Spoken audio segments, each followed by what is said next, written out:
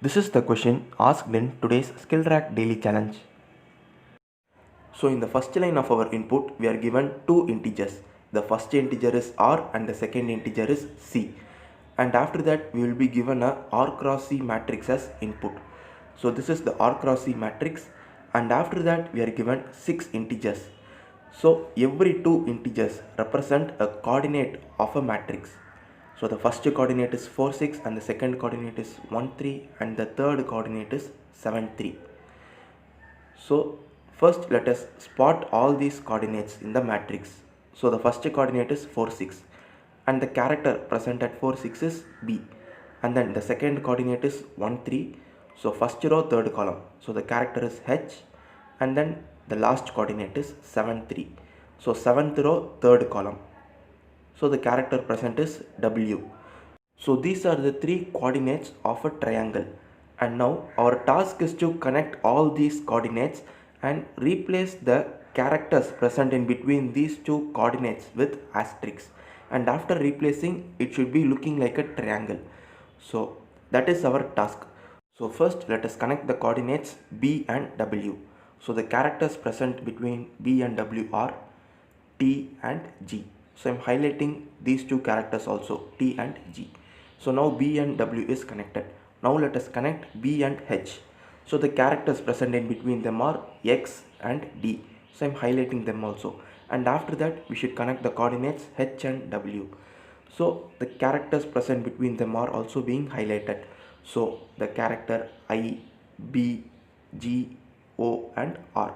So these are the characters and they have also been highlighted. So now we can see that this red color characters form a triangle pattern. So this is our task, but our task is to replace all these characters with asterisks.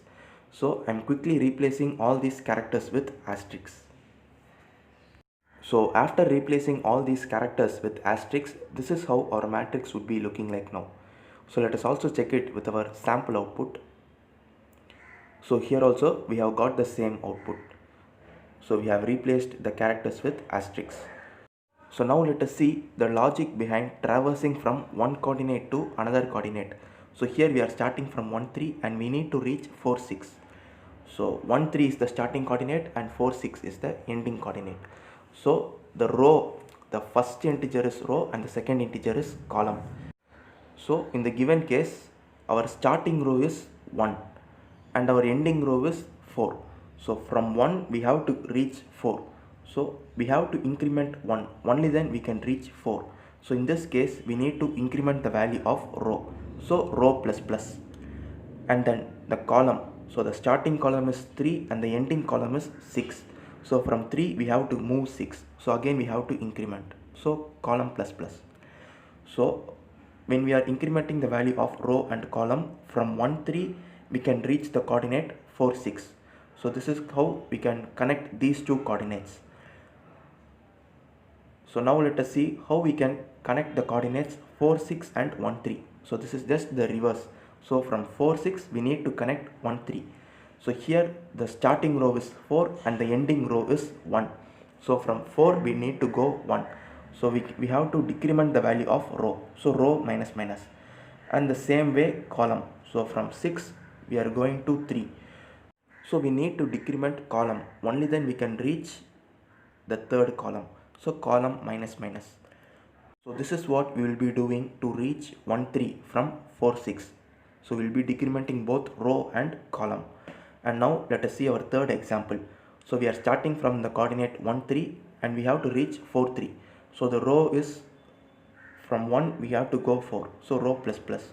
And now the starting column is 3 and the ending column is also 3. So it is neither incremented nor decremented. So in these cases we should not either do increment or decrement operation for the column variable. So it should be kept as such. So in this case we are just going to keep on incrementing the variable row. So at one point from 1 3 we will be reaching 4 3. So we are not going to make any changes on the column. When we keep on incrementing the row, at one point we will reach the coordinate 4 3. So this is how we will be connecting two coordinates in the matrix. Now let us see how to write a C program for this. So first I am creating two integer variables named R and C, and in the next line I am creating a character array. named mat of size 50 cross 50. And here we are declaring these outside the main function, because when we declare them outside the main function, we cannot use these variables within our user defined function, and also we can use these variables within our main function. So we can use this in any part of our program. So that is the reason why we are declaring these integers and character array outside the main function. So after declaring this, I have created a function named connect. So before seeing this, let us see our main program. So in the main, first I am accepting the value of the two integers r and c, and after that we have to accept r cross c characters and store them into the array named mat. So I am creating a nested for loop, and in every iteration of the nested for loop, I am accepting a character and storing it into the array named mat. So after that we have to accept 6 integers. So I am creating 6 integer variables named x1, y1, x2, y2, x3 and y3, and in the next line, using a scanf statement, in every line I am accepting 2 integers. So a total we will be using 3 lines and we will be accepting 6 integers. And soon after accepting 6 integers, I am decrementing the values of all the variables by 1, because we are starting to fill the characters from the index 0. So only when we decrement the values of these variables x1, y1, x2, y2, so all of these 6 variables, we will be able to position the index correctly in our matrix. So after that I am using the function connect. So in the arguments I am passing 4 integers, so x1, y1 and x2, y2. So we will be connecting x1, y1 with x2, y2. So that is what this function connect will be doing. So now let us see how this function connect works.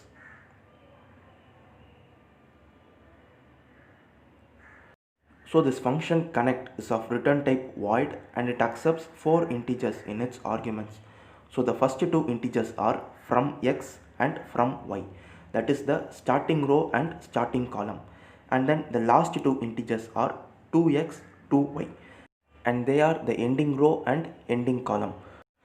So now our task is to connect these 2 coordinates, and before connecting them I am creating 2 integer variables named row and column, and for the variable row I am setting from x, that is the starting row, and for col I am setting the value from y, so that is the starting index of column.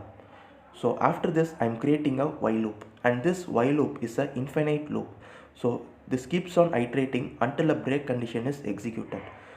So in every iteration of this for loop, first we are setting the character that is present at the index row column of the matrix as asterisk. So now first we have updated the starting index as asterisk. Now we have to update the values of row and column, so which we are going to do in this if condition. So let us ignore the first if condition and let us see the remaining program. So here first we are checking whether from x is less than 2x, that is we are checking whether the starting row is less than the ending row. If it is so, then we have to increment the value of starting row, only then we will be reaching the ending.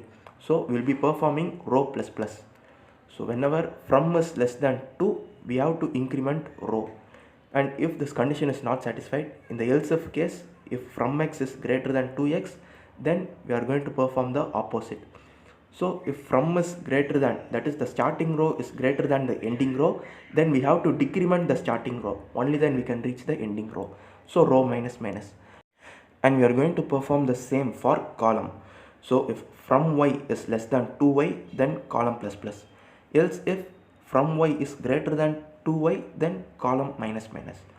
This is how we will be incrementing or decrementing the values of the variables row and column. So in every iteration, the value of the variables row and column will be updated, and then the character present at that particular index will be set to asterisk. So this is how we will be setting the values that is present between the coordinates with asterisk. And at one point when we are incrementing and decrementing these variables, we will be reaching the ending row. So the ending row is nothing but 2x and the ending column is 2y. So here we are checking if row is equal to 2x and col equal to 2y, then we can break. That is, we have reached the destination coordinate. So only in that case the row will be equal to 2x and col will be equal to 2y. So in those cases we can break out of the loop. So this infinite loop would be stopped. So this is how we will be updating the characters present between the two coordinates with asterisks. So this is the main logic for this program. So now let us go back to our main function. So now we have seen how the function connect works. So first we are passing the arguments x1 y1 and x2 y2. So these two coordinates would have now be connected, and now we should connect x2 and x3. So again I am calling the function, and in the arguments I am passing x2 y2 and x3 y3, and after that again we should connect x1 and x3. So again I am calling the function and I am passing x1 y1 x3 y3 in the arguments. So the triangle would now be replaced with asterisks. So again using a nested for loop I am printing the current character matrix. So that would be our expected output. So now let us check our program with sample test cases. So this is our sample input 1.